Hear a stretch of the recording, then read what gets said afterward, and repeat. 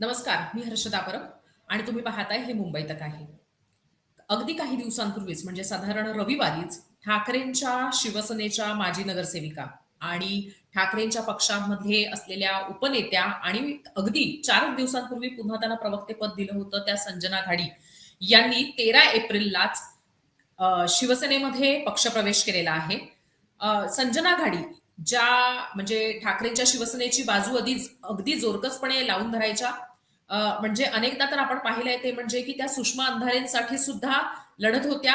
अगदी म्हणजे शिवसेनेमधल्या एकनाथ शिंदेबरोबरच्या नेत्यांशी भांडत असताना त्या सुषमा अंधारे असतील, पक्षातले इतर नेते असतील यांची बाजू अगदी जोरकसपणे लावून धरत होत्या. त्याच संजना घाडी यांनी त्यांची प्रवक्ते पदाची नेमणूक झाली साधारण 9 एप्रिलला वगैरे आणि त्याच्या 4 दिवसानंतरच एकनाथ शिंदेच्या शिवसेनेबरोबर जाण्याचा, एकनाथ शिंदेबरोबर जाण्याचा निर्णय घेतला. त्यांनी ही भूमिका का घेतली? का त्यांनी हा निर्णय घेत असताना नेत्यांवर आरोप केले आणि त्याचबरोबर त्यांचा जो प्रवास आहे तो मनसे, ठाकरेंची शिवसेना आणि आता एकनाथ शिंदेबरोबर किंवा शिवसेनेबरोबर जाण्याचा हा जो प्रवास आहे, तर त्याच्याबद्दल आपण त्यांच्याकडनं जाणून घेणार आहोत. संजना घाडी माझ्याशी जोडल्या गेलेल्या आहेत. संजनाजी, स्वागत आहे तुमचं. अच्छा. सगळ्यात पहिले तर प्रश्न हाच आहे ते म्हणजे की प्रवक्ते पदासाठी तुमची नेमणूक होते अगदी 9 एप्रिलला वगैरे आणि 13 एप्रिलला तुम्ही शिवसेनेत प्रवेश करता. काय म्हणजे असं 4 दिवसात काय घडलं? विधानसभेची निवडणूक झाल्यानंतर अवघ्या 4च दिवसांनी मला पक्षप्रमुखांचा निरोप म्हणून निरोप आला होता सेना भवनमधून, की आपल्याला प्रवक्ते म्हणून चॅनलवर जायचं नाहीये. तर मला प्रश्न पडला, की आपण एवढी चांगली भूमिका मांडतोय, चांगली म्हणजे आपल्यासारखेच पत्रकारितेत असलेली लोकं, त्यांचे अभिप्राय किंवा शिवसैनिकांचे, शिवसेनेच्या नेत्यांचे अभिप्राय, त्यावरून वाटायचं, की आपण करू शकतोय ही गोष्ट. पण हा निरोप आल्यानंतर गेले 4 महिने मी कुठल्याच चॅनलवर गेलेले नाहीये. आणि त्यानंतर पहिली यादी येते सामनातून, की सकाळी सामना हे जे शिवसेनेचं मुखपत्र आहे, त्याच्यात ती यादी आली होती आणि त्यात कुठेही प्रवक्ता म्हणून माझा आणि माझ्यावर आणखी काही लोकांचा मला वाटतं उल्लेख नव्हता. आणि त्यानंतर दुपारनंतर ह्या बातम्या बाहेर गेल्यानंतर बऱ्याच लोकांचे फोन वरती गेले आणि त्यानंतर त्यांनी ऑनलाईन शिवसेनेच्या पेजवरती हे फोटो फार आर्ग्युमेंट नंतर संध्याकाळवर ऍड केले. हं. आणि ते दुसऱ्या दिवशीच्या सामन्यात कुठेही कुणाला त्याची साधी एक ओळ बातमी देखील मिळाली नाही. विषय हं. असा आहे की प्रवक्ता म्हणून किंवा उपनेता म्हणून त्यांनी दिलेली जी पदं असतील, ही पदं पक्षाने दिलेली असतात. त्याच्यात जर काम योग्य झालं नाही, तर ती पदं काढण्याचा किंवा त्यांना मागे घेण्याचा अधिकार 100% पक्षाचा आहे. पण माझ्या मते आज 2 दिवसात जे माझे व्हिडिओ व्हायरल होत आहेत, मला हं. वाटतं हीच माझ्या केलेल्या कामाची पोचपावती आहे. किंवा हं. शिवसैनिकांपर्यंत ते उलट काम पोहोचवलं जाते, की आम्ही 2.5 वर्षामध्ये काय रान उठवलं आणि काय हं. काम केलं होतं. हं. महाराष्ट्राच्या कोपऱ्या-कोपऱ्यात जायचं, जे जे होऊ द्या, चर्चा येऊ दे, शिवसंपर्क अभियान येऊ दे, शिवगर्जना येऊ दे, श्री संवाद यात्रा येऊ दे, प्रत्येक गोष्टीमध्ये मी काय माझ्याबरोबरच्या इतर शिवसेनेच्या महिला नेत्या काय सगळ्याच धावत होत्या, सगळ्याच भाग घेत होत्या. परंतु अचानक मग गरज संपली की काय असं वाटायला लागलं आणि बाजूला करतायत आम्हाला. हं. सोलापूर जिल्ह्याची आपल्याला माहित नसेल हर्षदा, मी संपर्क प्रमुख होते. त्या हं. ठिकाणी काम चांगल्या प्रकारे गेल्या 5-6 वर्षात करण्याचा प्रयत्न केला होता.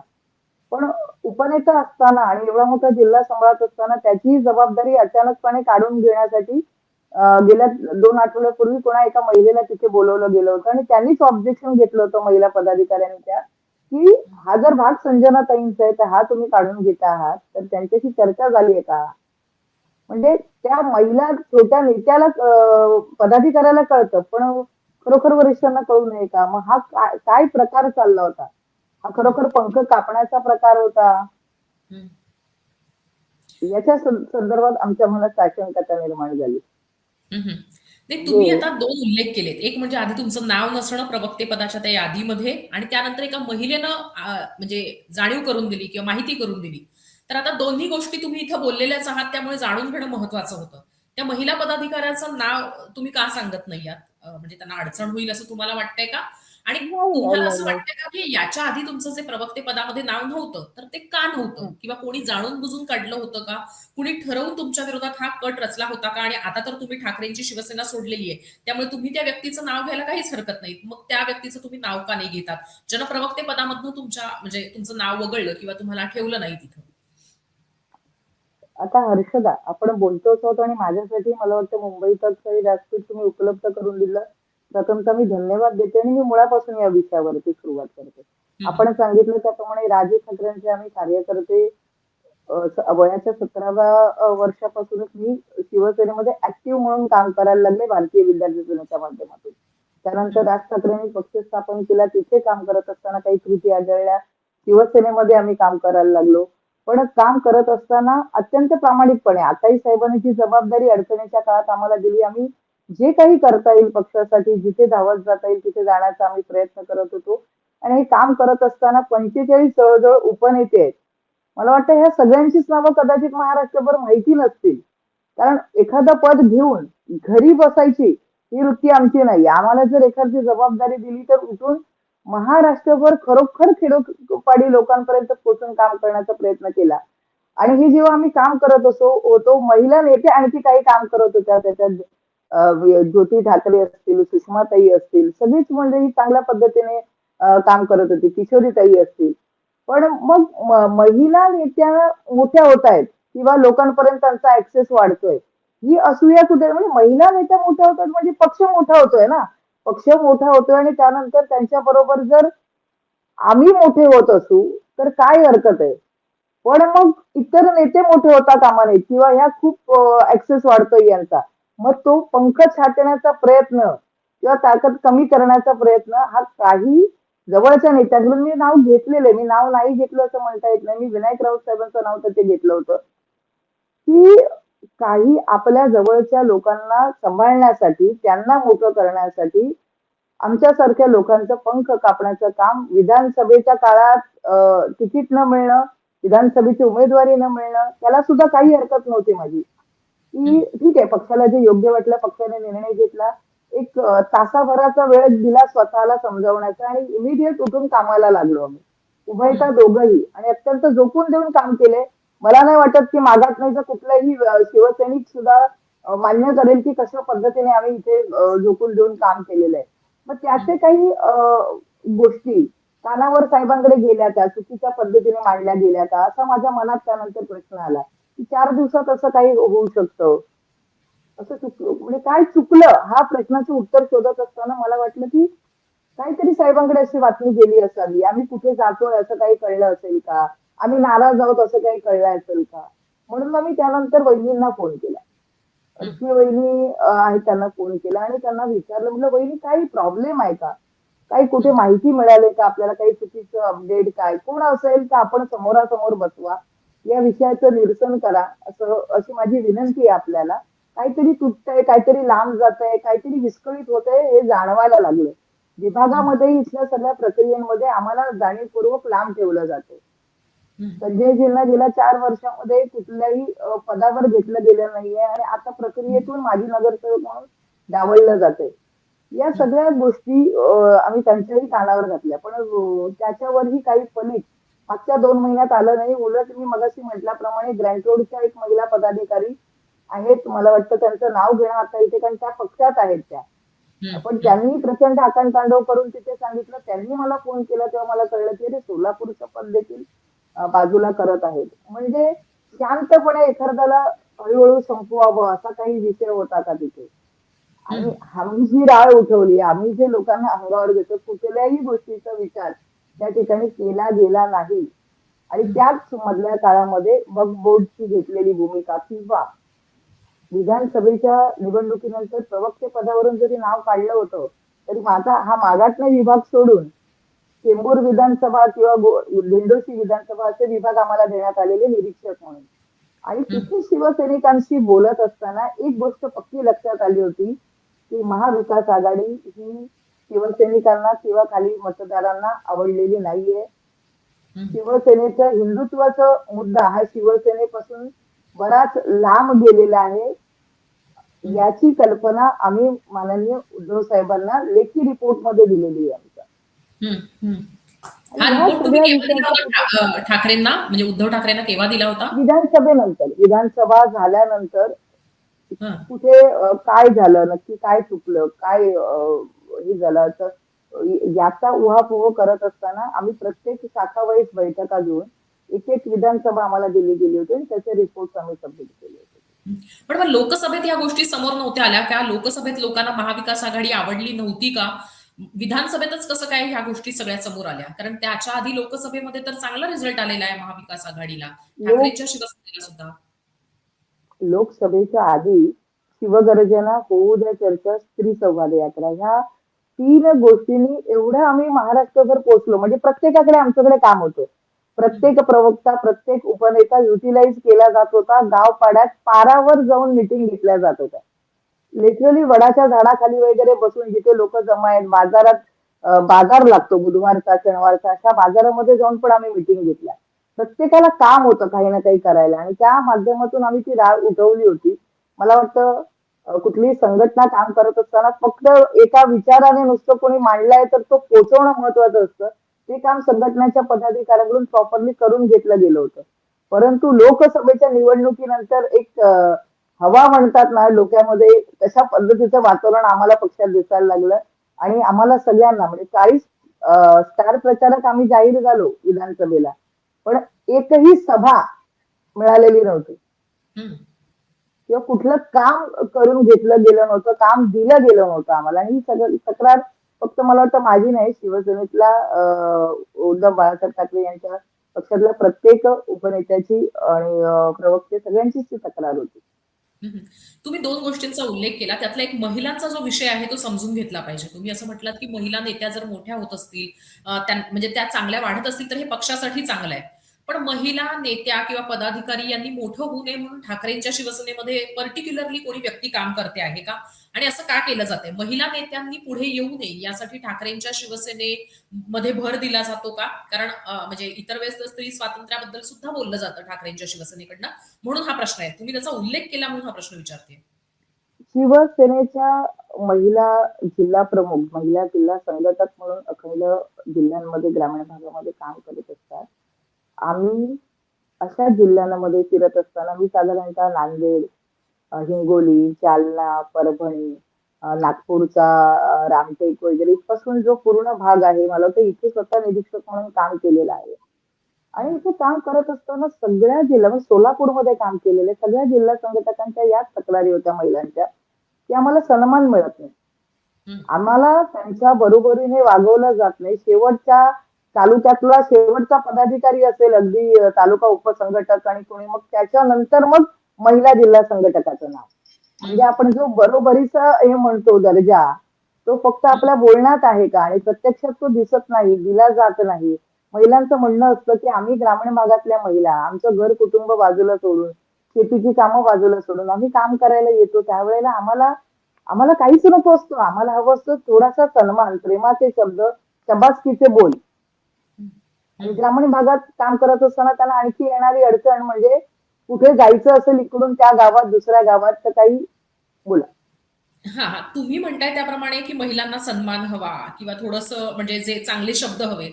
पण मग हे चांगले शब्द, हा सन्मान, हा कोण देत नव्हतं ठाकरेंच्या शिवसेनेमध्ये? हा महत्वाचा प्रश्न आहे. म्हणजे आदित्य ठाकरे, उद्धव ठाकरे, संजय राऊत, सुषमा अंधारे ही मोठी नावं आहेत, जी मी आता घेतेय ती. म्हणजे सातत्यानं पाहायला मिळतात, ऐकायला मिळतात. म्हणून मी त्यांचा उल्लेख करते. इतरही काही नेते असू शकतात, जसं तुम्ही म्हणताय त्याप्रमाणे. नेमकं कोण? कोणाकडनं ही चांगली सन्मानजनक वागणूक मिळत नव्हती? आणि महत्वाचं आहे ते म्हणजे की तुम्हाला म्हणजे जेव्हा शिवसेना फुटली तेव्हापासून तुम्ही शिवसेनेचा किल्ला अगदी जोरकसपणे लढवताय. मग तुम्ही म्हणजे शीतल म्हात्रेंना सुद्धा शिंगावर घेतलेलं आहे. तुम्ही नरेश मस्केंना शिंगावर घेतलं. तुम्ही संजय शिरसाट, गुलाबराव पाटील, कुणी एक नेता नाही. तुम्ही अगदी डिबेट्समध्ये सुद्धा शिंगावर घेतलेले आहेत. पण अगदी 4च दिवसांमध्ये जेव्हा तुम्हाला प्रवक्तेपद नाकारलं गेलं किंवा तिथं तुमच्या यादीमध्ये नाव नाही आलं, तेव्हा तुम्हाला या सगळ्याची जाणीव झाली का? नाही, या सगळ्या गोष्टींची जाणीव वेळोवेळी होत होती, की आम्ही महाराष्ट्रभर नेते म्हणून फिरतोय, उपनेते म्हणून फिरतोय, तेव्हा ज्या लोकांच्या अपेक्षा असतात, त्या आम्ही पूर्ण करू शकत नाही आहोत. आम्ही त्याचे रेखी रिपोर्ट बनवून देत होतो. पण पुढे त्याच्यावर काम काय? आज जर संघटना अडचणीत आहे ना, तर ते काम खूप स्पीडीली व्हायचं होणं गरजेचं होतं. त्याच्यावर काही उपाययोजना करणं गरजेचं होतं. तशा पद्धतीचं कुठलंही काम न दिसता एक एक शिथिलता आलेली होती तिथे. आणि हं. शिथिलता एवढी, आणि मी उल्लेख केला मगाशी राऊत साहेबांसारखी, विनायक राऊत साहेबांसारखी काही मंडळी तिथे बसलेली असतात. ते सांगतात फक्त त्या अपडेट्सवर न जाता, जेव्हा माननीय उद्धव साहेब सांगतायत आम्हाला आणि आम्ही भाषणातून लोकांना सांगतोय, की आम्हाला 1966 ची शिवसेना अभिप्रेत आहे. आणि हं. तशा पद्धतीचं काम जेव्हा शिवसैनिकाकडून किंवा शिवसेनेच्या आमच्यासारख्या पदाधिकाऱ्यांकडून त्यांना अपेक्षित असेल, तर आम्ही 1966 चे बाळासाहेब मोठे साहेब अपेक्षित नाही करायचे का? जे लोकांच्या छोट्या छोट्या कार्यकर्त्यांच्या संपर्कात राहायचे, कधी फोन करायचे, कधी माहिती घ्यायचे. त्यामुळे मधलं कधी कल्चर बिघडलं नव्हतं. तिथे अरेरावी आली नव्हती. आणि तशा पद्धतीचं वातावरण आता दिसत नाही. टोटली डिस्कनेक्ट दिसायला लागला होता. हं. तो आलेल्या अपयशामुळे असेल का कशामुळे असेल, मला खरंच त्याची कल्पना नाही. पण एक चांगली कार्यकर्ता म्हणून मला कायम वाटत होतं, की आपण तिथे काम करायला पाहिजे. लोकांपर्यंत पोहोचत असताना लोकांच्या आलेल्या तक्रारी, पण संघटनेतील तुम्हाला असं म्हणायचंय पदाधिकाऱ्यांच्या की आलेल्या. उद्धव ठाकरे ह्या सगळ्या गोष्टी राबवण्यात किंवा राबवून घेण्यामध्ये अयशस्वी ठरत होते असं म्हणायचंय का तुम्हाला, की उद्धव ठाकरेंच्या यंत्रणेतलं म्हणजे त्यांच्या शिवसेनेतलं इतर नेते ह्या सगळ्या गोष्टी होऊ नयेत याच्यासाठी काम करतात, तर ते कोण आहेत? एक विनायक राऊतांचं तुम्ही नाव घेतायत, पण पूर्णतः विनायक राऊत काही संघटनेमधले महत्वाचे एकमेव ते व्यक्ती नाहीयेत ना. तिथं इतर सुद्धा दुसरी फळी आहे. तर याच्यापैकी कुणी असं आहे का? नाही, मला नाही वाटत याच्यापैकी कोणी आता जबाबदार आहे. कारण बऱ्यापैकी सगळ्यांचेच फोन आले. सगळ्यांमध्ये एवढी उदासीनता आहे. मला हं. फोन आले. सुद्धा मी प्रवेश केल्यानंतर पण मला पक्षातील प्रमुख पदाधिकाऱ्यांचे फोन आले, की आम्ही तुम्हाला थांबवू शकलो नाही किंवा आम्ही कोणत्या अधिकाऱ्याने थांबवणार? हे जे चाललंय ते योग्य नाहीये. पण याच्यावर आवाज उठवला जात नाहीये. तो हं. आवाज उठवण्याचा प्रयत्न कोणी करायचा? मी केला आणि प्रामाणिकपणे केला त्यावेळेला. माझ्या स्पष्ट स्वभावाप्रमाणे मी तो प्रयत्न केला. पण हं. ते झालं नाही. हं. कामं कामं होणार नाही, संघटना बांधणीची कामं होणार नाहीत. मग अशा वेळेला इकडे एका बाजूला एकनाथ शिंदे साहेबांकडे गेलेल्या सगळ्या पदाधिकाऱ्यांची काही माझी चर्चा मागच्या 4-5 दिवसामध्ये झाली. तिथे काम करायचा स्कोप बघितला. काम करणाऱ्या माणसाने न थांबता काम करायला पाहिजे. कारण दुसऱ्या बाजूला संधी दिसते. सत्तेत आपण लोकांची कामं करू शकतो. आणि आम्ही मुळात आलोय राजकारणात एक करिअर म्हणून, आणि ते करिअर म्हणून करत असताना लोकांची सेवा हा त्याच्यात सगळ्यात महत्वाचा मुद्दा आहे. आणि लोकांचा एक मुद्दा सांगितलेला महत्वाचा आहे, की आमची उपयोगिता संपली ना तर लोक पाठ फिरवतात. आणि हं. लोक पाठ फिरवलेली आम्ही सहन करू शकत नाही. लोक आपल्याकडे आली पाहिजेत, लोकांची कामं झाली पाहिजेत. आम्ही त्यांच्या दारात गेल्यानंतर त्यांना आमची उपयोगिता वाटली पाहिजे, यासाठी काही आपल्याकडून सक्षम गोष्टी घडणं गरजेचं आहे. म्हणजे तुम्ही म्हणजे जेव्हा जे एकनाथ शिंदेबरोबर गेलेले नेते आहेत, ते जेव्हा म्हणजे एकनाथ शिंदेबरोबर जाण्याचा निर्णय घेतला, मग त्यातलं मी एक नाव घेते ते म्हणजे महिला नेत्या म्हणून शीतल म्हात्रे यांनी. तर त्यावेळेस तुम्ही असं म्हटलं होतं, की आता ते लोकं पण गद्दारात सामील झाले. पण मग आता तुम्ही स्वतःला काय म्हणताय? म्हणजे तेव्हा तर तुम्ही शीतल म्हात्रेंना गद्दारात सामील झाले. इतर म्हणजे जे कोणी असतील, गुलाबराव पाटील असतील, संजय शिरसाट असतील आणि असे अनेक नेते जे एकनाथ शिंदेबरोबर गेले होते, तेव्हा तुम्ही त्यांना म्हणजे गद्दारात सामील म्हणजे तुम्ही गद्दार म्हटला होतात त्यांना. आता त्याच पद्धतीनं तुम्हालाही तो शिक्का मारला जाऊ शकतो. मग याच्याकडे कसं बघता तुम्ही? कारण तेव्हा तुम्ही त्यांना गद्दार म्हटला मी होता. मी ना ह्याचं उत्तर शिवसैनिकांकडून मागितले. जर आपण माझी पहिली प्रवेशाच्या वेळेची जर आपण फाईट पाहिली असेल, की मला माहिती आहे, की गद्दारीचा स्टॅम्प आमच्यावर लावला. आम्ही जेव्हा बरोबर असतो आणि काम करतो त्यावेळेला आम्ही म्हणतोय, की आम्हाला ती थाप नाही मिळाली. जा पुढे, लढ अशीच आम्ही आहोत. हे सांगणार नाही मिळालं.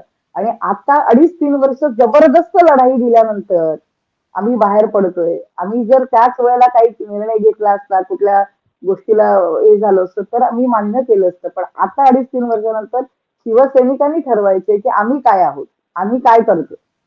हं, हं, हं. तुम्ही म्हणताय त्याप्रमाणे शिवसैनिकांनी ठरवायचं असं तुमचं म्हणणं आहे, की तुम्ही कोण आहात ते. पण जसं तुम्ही निर्णय घेतलेला आहे त्याबरोबरच म्हणजे तुमचे जे जुने व्हिडिओ आहेत ते सुद्धा व्हायरल झालेले आहेत. ज्याच्यामध्ये तुम्ही आंदोलनं केलेली आहेत एकनाथ शिंदेंच्या शिवसेनेविरोधात, एकनाथ शिंदेंच्या विरोधामध्ये म्हणजे जिथं एकनाथ शिंदेंच्या तुम्ही पोस्टरलाच म्हणजे चपला मारताय किंवा अशा पद्धतीचे. आता हे असे सगळे व्हिडिओ व्हायरल व्हायला लागलेत. मग ज्या शिवसेनेत तुम्ही गेलेले आहात, तिथल्या शिवसैनिकांना कसं कन्व्हिन्स करणार? म्हणजे ही भूमिका तर तुमची थेट अगदी काही महिन्यात बदललेली आहे. म्हणजे जसं प्रवक्तेपदाच्या यादीत नाव नाही, त्याच्यात 4 दिवसानंतर तुम्ही एकनाथ शिंदेच्या शिवसेनेत गेला. तशाच पद्धतीनं ही भूमिका नाहीये. या भूमिकेसाठी तुम्ही थोडा वेळ घेतलेला आहे ना. त्यामुळे मी विचारते, की मग आता तिकडच्या शिवसैनिकांना कसं कन्व्हिन्स करणार?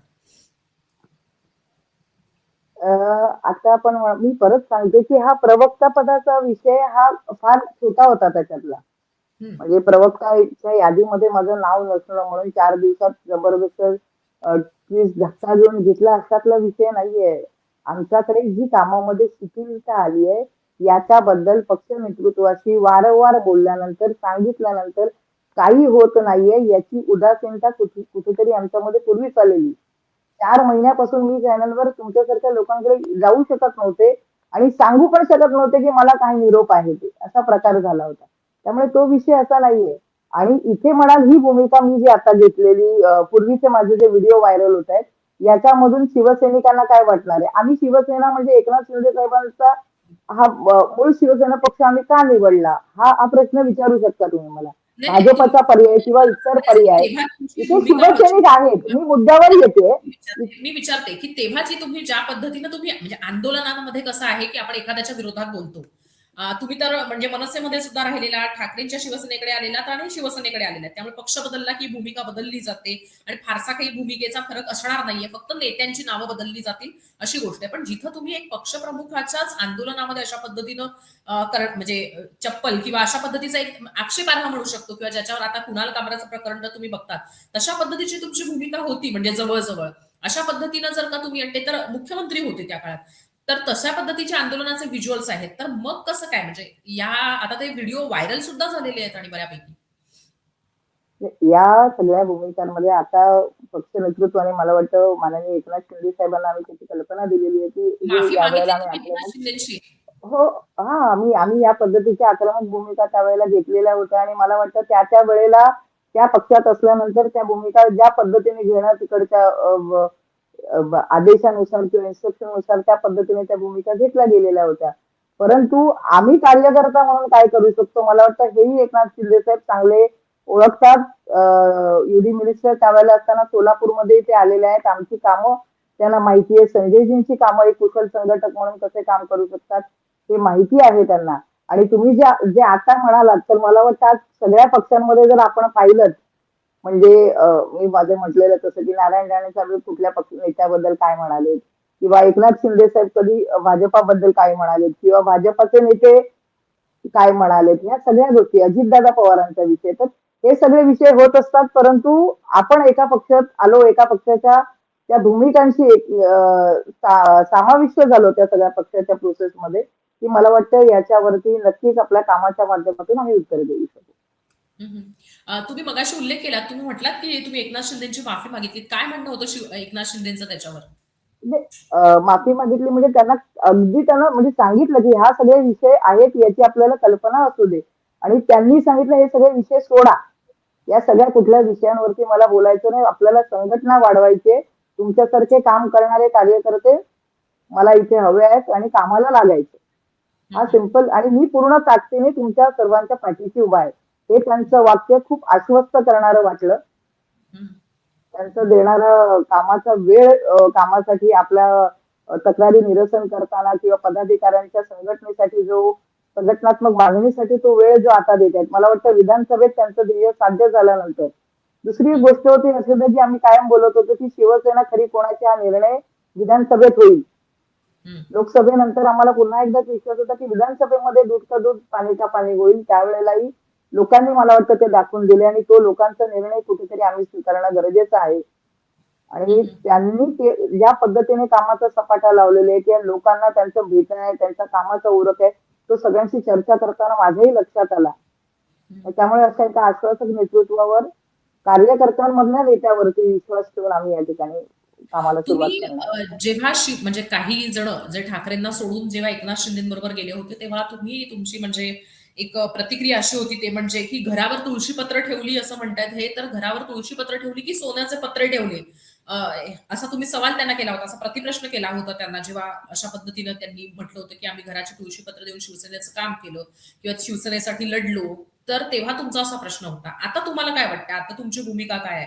हा प्रश्न तुम्ही पुन्हा म्हणजे हा विचार तुमच्या डोक्यात आजही आहे? आता आता जे मघाशी मी सांगितलं ना ती गोष्ट मी रिपीट करते परत. अ, एक एक वाक्य वाचलं मी मगाशी Facebookवरती, की तेल जळतं आणि वातही जळत असते. कापूस जळतो आणि तेल जळतं आणि आपण सगळे म्हणतो दिवा जळतोय. हं. म्हणजे एखादी संघटना घडत असताना लोक त्या संघटनेसाठी काम करत असतात, झटत असतात, मेहनत करत असतात. त्या नेत्यांचे आदेश पाळून त्यांची तत्व, त्यांचे विचार, त्यांचे समाजाबद्दलचे जे काही त्यांचे निरोप असतील ते लोकांपर्यंत पोहोचवण्याचं काम दिवस-रात्र खपत त्यांच्या कामातून कार्यकर्ते करत असतात. पण हाच हं. कार्यकर्ता म्हणजे ते माझ्याबरोबर घडलं की आता म्हणजे आपण कुठेतरी लोकांपर्यंत पोहोचतोय, मोठे होतोय. मोठे म्हणजे मला त्याचं पण वाक्य मला सांगता येत नाही तिथे काय वाक्य लावू. हं. पण हं. ती त्याची असूया झाली की नेत्यांना कुठेतरी हं. आणि म्हणून तर आमचे पंख कापण्याचा प्रयत्न केला गेला. हं. हं. त्याच्यामुळे मी त्यावेळेचं जे वाक्य म्हणाली असेल की सोन्याचे पत्रे किंवा काय मला त्याविषयी नाही मला आता तुम्हाला सांगता येत. पण मी हे सांगू शकतो की सांगू शकते की कार्यकर्ता ज्या वेळेला मोठा होताना दिसतो काम करत करत त्यावेळेला आजूबाजूच्या काही लोकांच्या पोटात दुखतं आणि मग हे त्रास द्यायला सुरुवात होते. अनेकदा असं म्हटलं जातं ते म्हणजे की नेहमी जे आहे म्हणजे अशी एक म्हण आहे आपल्याकडे आता ती इथे लागू होत नाही खरं तर म्हणजे ही म्हणायला नको पण तरी सुद्धा मी सांगते ते म्हणजे की नेहमी धन्याकडे बघतात लोक आणि मग पुढची म्हण तुम्हाला माहितीच असेल मग अशा पद्धतीनं तुम्ही ठाकरेंकडे ही भूमिका घेऊन गेला होतात की नाही ठाकरेंपर्यंत या मुद्दे पोहोचवले होते की नाही जेव्हा जेव्हा तुम्हाला गोष्टी जाणवल्या तेव्हा तुम्ही उद्धव ठाकरेंना आदित्य ठाकरेंना भेटण्याचा प्रयत्न केला होता की नाही त्यांच्यापर्यंत हे मुद्दे हे प्रश्न नेले होते की नाही आणि त्यांची भूमिका काय होती की त्यांनाही वाटत नाहीये की आता पक्षाचं काही व्हावं असं तुम्हाला वाटतंय का? माझ्याकडचे जेवढे मुद्दे आहेत मी जे आता इथे मांडते माझ्या जे तक्रारी मी ह्या वारंवार उद्धव साहेबांसमोर बोललेली आहे, सांगितलेले आहे. याच्यावर काही उपाय करावेत, याच्यावर काही अ, भूमिका ठरवाव्यात, याकरता काही प्रमुख नेत्यांची बैठक व्हावी, या संदर्भात देखील सूचना माझ्यासह आणखी नेत्यांनी देखील दिलेल्या आहेत. पण तिथे खूप शिथिलता आहे आणि त्याच्यावर काही काम झालं नाही. काहींच्या तर तक्रारी माझ्याकडे अशा होत्या ना, की साहेबांनी सांगितलं, "तू येऊन सांग मला." म्हटलं, "साहेब मागे नाही सांगत. आपल्याला सुधारणा हवी असेल ना, तर त्यांना समोरासमोर घेऊन सांगूया." आणि ही गोष्ट देखील मी केलेली, की समोर जी व्यक्ती जिच्याबद्दल तक्रार आहे आणि मी आणि साहेब अशा अशा पद्धतीने एक मीटिंग झाली होती आमची आणि ती होऊन जवळ-जवळ आता 8-9 महिने झाले. त्याच्यात काहीही सुतराम बदल नाही. म्हणजे एखादा व्यक्ती किती प्रामाणिकपणे करावं, की समोर त्या व्यक्ती असं समोर म्हणायचंय सांगते. का की ठाकरे सुद्धा चुकतायत उद्धव ठाकरे सुद्धा चुकतायत असं तुम्हाला म्हणायचंय का? म्हणून मी पुन्हा सांगते, मी त्यांना त्यांच्या चुका काढण्या इतकं तुला जर वाटत असेल मी आता बोलावं, तर Facebook आणि Instagram आणि सगळीकडे जे चाललेले ते वादळ आणखी अंगावर येईल. पण एक संघटनात्मक विषयासाठी सांगते, की नेत्यांनी आता खूप जागरूक असायला हवं होतं, की संघटना का संपते याचा अभ्यास सगळे जातायत ते जा बोलल्याने होत नाही ना हर्षदा. हे हं. इतके वर्ष का राहिलेले आहेत इथे तुमच्यावर, इतक्या अडचणीत पण का राहिलेले आहेत? याचा हं. विचार करायचाच नाही का? नाही जाताय त्यांनी जा. ते हं. नाही हं. होऊ शकत ना. याचं दुःख आमच्यासारखं नाही होतं ना कुठेतरी. हं. हं. मग तुम्ही दुसरे पर्याय का नाही निवडले? म्हणजे शिवसेनेत एकनाथ शिंदेबरोबरच जाण्याचा निर्णय का घेतला? दुसरेही पर्याय होते की. मी तुला माझा प्रवास तू बघितला असेल तर कंपल्सरी शिवसेनेच्या मुठीतली आमची बांधणी आहे. माझे वडील 20 वर्ष शाखा प्रमुख होते इकडे. त्यामुळे लहानपणापासून मी राजकारणाशी बांधील होण्याचा निर्णय माझा अगदी 6-7 वर्षाची असताना झाला असेल. कळायला लागलं त्यावेळेला, की समाजकारणात, राजकारणातून आपल्याला शिवसेनेतून काम करायचं हे तेव्हा ठरलेलं होतं माझं. हं. हं. खूप ठा लहानपणी. बरोबर. ठाकरे ब्रँड बरोबर जास्त काळ घालवलाय तुम्ही. मग ते राज ठाकरे असतील आणि उद्धव ठाकरे सुद्धा असतील. पण आता मग ठाकरे ब्रँड पटत नाही का? जसं तुम्ही म्हणताय त्याप्रमाणे कुटुंबातच ठाकरे ब्रँड म्हणजे एक्सेप्टन्स आहे त्या कुटुंबातच तो ठाकरे ब्रँड स्वीकारला गेलेला होता आणि तरी सुद्धा तुम्ही अशी भूमिका घेतली. थेट ठाकरे ब्रँड सोडलात म्हणजे तुम्ही राज ठाकरेंना सोडलं, त्याच्यानंतर मग उद्धव ठाकरेंना सोडलं आणि आता एकनाथ शिंदेकडे गेलात. आता ठाकरे ब्रँड वर्क करत नाही असं वाटतं तुम्हाला की ठाकरे ब्रँड मध्ये ती हवा राहिली नाही असं तुम्हाला वाटतं की ठाकरे ब्रँड काही करू शकत नाही असं तुम्हाला वाटतं का तुम्ही असा वेगळा निर्णय घेतलेला आहे म्हणजे एकनाथ शिंदेबरोबर जाण्याचा किंवा शिंदेबरोबर जाण्याचा एक ठाकरे ब्रँड तुम्ही आता पूर्णतः सोडलाय म्हणून. ठाकरे ब्रँड काय किंवा इतर कुठलाही यातला ब्रँड काय म्हणजे कुठलाही नेता काय तो कुठलीही संघटनेचा प्रमुख काय ते जर स्वतःहून त्या संघटनेशी कनेक्टेड राहत नसतील तिथल्या छोट्या छोट्या गोष्टी सुधारणा करणार नसतील त्यापेक्षाही महत्व मोठ्या साहेबांचं जे मी पाहिलंय म्हणजे मी खूपच लहान होते. मी शेवटच्या याच्यात नंतर नोटीसमध्ये साहेबांच्या आले. पण त्यांची जी पद्धत होती ना, खूप गर्दीत पण एखाद्या कार्यकर्त्याला हाक मारून मोकळे व्हायचे. हं, छोट्या-छोट्या कार्यकर्त्याला. अगदी छोट्या महिला आघाडीचे आमचे उदाहरण माझ्या तुळजापूरच्या जिल्हा प्रमुख आहेत, त्या श्यामलताई उदाहरण देतात, की किती पण गर्दी असली ना, "काय गं श्यामल कशी आहेस? कशी आलीस तुळजापूरहून?" म्हणजे एक वाक्य बस व्हायचं लोकांना. त्यांना खूप काही द्यायचंय, खूप काही हवंय असा नव्हता, की माझ्या नेत्याला माझी काळजी आहे. माझ्या नेत्याने मला आवाज दिला एवढ्या लोकांमध्ये. हा जो कनेक्ट होता ना साहेबांचा, हा जो प्रेमाचा, मायेचा ओलावा होता, हा जर कुठल्याही संघटनेमधून निघाला ना, निघून गेला ना, तर आता कार्यकर्ताही तेवढाच हे झालेला आहे, की हे नाही मिळालं ना त्याला, तर नाही तिथे राहू शकत. म्हणजे हा मशीनसारखं काम नाही करून घेऊ शकत आपण. म्हणजे हा जिव्हाळा, हा कनेक्ट आता उद्धव ठाकरेंच्या शिवसेनेत नाही असं तुम्हाला म्हणायचंय? हा हा तुटलेला दिसतो आणि हा तुटण्यासाठी मधली जी फळी आहे त्यांच्या आजूबाजूला असलेले जे लोक आहेत त्यांचा तो गोतावळा तोडून त्यांनी बाहेर येणं गरजेचं आहे आणि लोकांशी कनेक्ट करणं गरजेचं आहे. हं, हं. ते होत पण नाहीये मग आणि त्याच्या उलट मी परत सांगते एकनाथ शिंदे साहेब जे आता लोकांमध्ये कंटिन्यू त्या गराड्यामध्ये दिसतात, लोकांना ऍक्सेसिबल असतात, हे जेव्हा ऐकतो त्यावेळेला वाटतं की खरोखर का काम करू नये अशा व्यक्तीबरोबर. पण मग राज ठाकरेंच्या पक्षाच्या संदर्भामध्ये पण तुमचं असंच म्हणणं आहे का? राज ठाकरेंमध्ये पण बाळासाहेबांचा तो जिव्हाळा ते म्हणजे त्या पद्धतीचा कनेक्ट नव्हता असं तुमचं म्हणणं आहे का? कारण तुम्ही त्यांचाही पक्ष सोडला होता म्हणून मी ठाकरे ब्रँडचाच उल्लेख केला होता मगाशी. आज आज मी तुला मगाशी म्हटलं की सकाळी मी एका कोर्ट केसमध्ये होते. आम्ही हं, 54 जण होतो मनसेचे हां, त्यावेळेचे. हं, त्याच्यात कोण कोण होतं आम्ही सगळे तोच विचार करत होतो. प्रवीण दरेकर, प्रकाश दरेकर, शालिनी ठाकरे, खूप हं, लोक जे इतर पक्षात गेलेले आहेत आता. हं, आणि आम्ही सगळ्यांनी ठरवलं की हा फोटो आता काढायचा आणि राजसाहेबांना पाठवायचा. हं, की हर्षदा किती लोक होती तुमच्या बरोबर? हं, कुठल्या विचाराने, कुठल्या आवेगाने आयुष्यातलं तरुण पण एखाद्या कंपनीला तुम्ही दिलं असेल तुमचं एफर्टचे, तसे आम्हीही आमचे एफर्टचे दिलेले आहेत त्यांना पूर्ण विश्वासाने. पण मग ती संघटना असताना नक्कीच त्यांच्याकडून आम्ही म्हणतोय त्या चुका झाल्या ना कुठेतरी. हं, त्या संघटनेला घेऊन जाताना, कार्यकर्त्यांना घेऊन जाताना कुठे कमी पडले म्हणून ही लोक सगळे निघाली ना बाहेर. हं, हं. त्यामुळे म्हणजे त्याबद्दल मला परत बोलायची गरजच नाही मला वाटतं.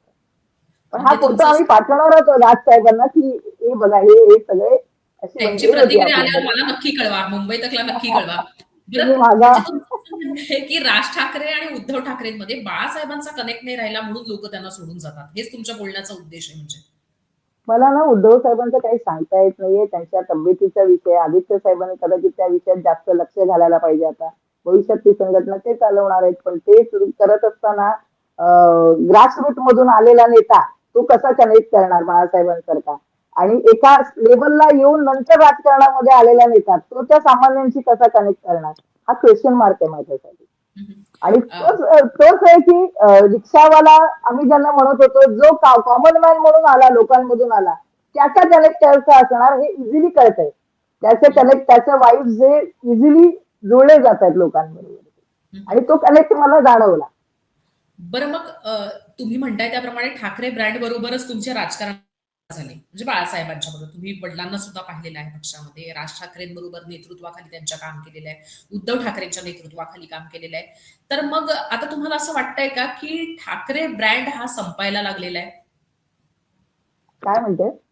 कट ठाकरे झाला आवाज. ब्रँड संपायला लागलेला आहे असं तुम्हाला वाटतं का? तुम्ही म्हणता त्याप्रमाणे बाळासाहेबांचा कनेक्ट या दोघांकडेही नाही. राज ठाकरे किंवा उद्धव ठाकरे या दोघांकडे. तर ठाकरे ब्रँड संपायला लागला असं तुम्हाला वाटतं का? हे बघ, मला काही गोष्टी जाणवल्या, मला काही भविष्याची कल्पना आली म्हणून मी एखादा पक्ष सोडला. मी राज ठाकरेंची मनसे सोडली म्हणून मनसे संपत नाहीये. हं, किंवा मी शिवसेना उद्धव बाळासाहेब ठाकरेंचा पक्ष सोडला म्हणून ते संपत नाही. कारण हे वाक्य राज ठाकरेंच्याच तोंडातलं राजसाहेबांचं तेव्हा होतं, की पक्ष हा म्हणजे समूहाने चालत असतो ना. एखादी व्यक्ती गेली म्हणून आपण म्हणायचं नाही आता हे पक्ष संपले. तर ही बालबुद्धीची गोष्ट मी करणार नाही. ते पक्ष आहे, तिथे संघटना आहे. त्यांनी त्यांच्या पद्धतीतल्या सुधारणा केल्या. आमच्या कदाचित खऱ्या खोट्या गोष्टी असतील त्या त्यांना जाणवत असतील. तर जरूर त्यांनी त्याचा विचार करावा. हं, हं. मग आता ज्या भाजपवर टीका केली, ज्या म्हणजे अजितदादांच्या राष्ट्रवादी काँग्रेसवर, अजितदादांच्या नेत्यांवर टीका केली, त्यांच्याबरोबर काम करण्यासाठीची कशी तयारी करताय तुम्ही? अ, स्व- आता हे सगळे जे एकमेकांवर टीका केलेलेच लोक आहेत, हे सगळे अच्छा. एकत्र आलेत आणि हे अच्छा. कशा पद्धतीने काम करतात ते आम्ही बघतोय. म्हणजे हे मी तुला सांगायला नको. आता मी म्हटलं तुम्ही व्हिडिओ चालवा म्हटलं तर जसं मला दाखवू शकतील तसं त्यांनाही दाखवू शकतील ना त्या सगळ्या ह्याचं. पण हं. एक कॉमन मिनिमल प्रोग्राम किंवा एक काहीतरी चांगलं करायच्या दृष्टीने जर हे एकत्र आले असेल तर याच्यात आमच्यासारखे कार्यकर्ते नक्कीच त्या गोष्टीमध्ये सहकार्य करून बरोबर जातील. हं. तर या होत्या संजना घाडी. त्यांनी त्यांची भूमिका मांडण्याचा प्रयत्न केला. त्यांनी बाळासाहेबांच्या वेळची शिवसेनेच्या बद्दलच्या त्यांच्या आठवणी सुद्धा सांगितल्या आणि शिवसेनेमध्ये, ठाकरेंच्या शिवसेनेमध्ये महिला नेत्यांना मोठं होणं हे काही पाहावलं जात नाही काही जणांना, असं त्यांनी सांगितलं. पण त्यांनी नावं घेणं टाळलेलं आहे आणि अनेक महिला नेत्या याबद्दलची खंत व्यक्त करतात. पण त्यांचं असं म्हणणं आहे की त्या सध्या पुढे आलेल्या नाहीयेत आणि त्यांनी सांगितलं ते म्हणजे की एकनाथ शिंदेंनी त्यांना सांगितलंय की झालं गेलं विसरून जा. त्यामुळे व्हायरल होणारा व्हिडिओच्या संदर्भामध्ये आपण त्यांच्याकडनं उत्तर घेण्याचा प्रयत्न केला होता. आता बघूयात त्या एकनाथ शिंदेच्या शिवसेनेबरोबर राहून ठाकरेंच्या शिवसेनेवर कशा पद्धतीनं आरोप प्रत्यारोप करतात आणि ज्या पद्धतीनं त्यांनी शिवसेना फुटीनंतर ठाकरेंच्या शिवसेनेची बाजू लावून धरली होती, त्याच पद्धतीनं आता एकनाथ शिंदेबरोबरच जाऊन त्या एकनाथ शिंदेच्या शिवसेनेची कशी बाजू लावून धरतात आणि जो फोटो त्यांनी राज ठाकरेंना पाठवलेला आहे त्याच्यावर राज ठाकरेंचं उत्तर ऐकायला आम्हालाही आवडेल. तर धन्यवाद संजनाजी तुम्ही दिलेल्या या मुलाखतीसाठी. थँक्यू. तर एकंदरीत ह्या होत्या संजना घाडी. त्यांच्याशी आपण थोडंसं बोलण्याचा प्रयत्न केला होता. तुम्हाला ही मुलाखत कशी वाटली हे कमेंट बॉक्समध्ये नक्की कळवा. संजना घाडींसाठी तुमचे काही प्रश्न असतील तर तेही तिथं कमेंट करून कळवा. विशेष म्हणजे संजना घाडी यांनी पक्षप्रवेश केला त्यावेळेस नेमक्या काय गोष्टी घडल्या होत्या याच्याबद्दलच्या बातम्या मुंबई तक .in या आपल्या वेबसाईटवर वाचता येतील. मुंबई तकच्या YouTube चॅनलला नक्की सबस्क्राईब करा. बेल आयकॉनवर क्लिक करा जेणेकरून आम्ही लाईव्ह आलो काही महत्त्वाचा व्हिडिओ अपलोड झाला तर तुम्हाला त्याची माहिती मिळेल, नोटिफिकेशन येईल आणि सोशल मीडिया प्लॅटफॉर्मवर सुद्धा मुंबई तकला नक्की फॉलो करा. हा व्हिडिओ पाहिला त्यासाठी प्रेक्षकांचे खूप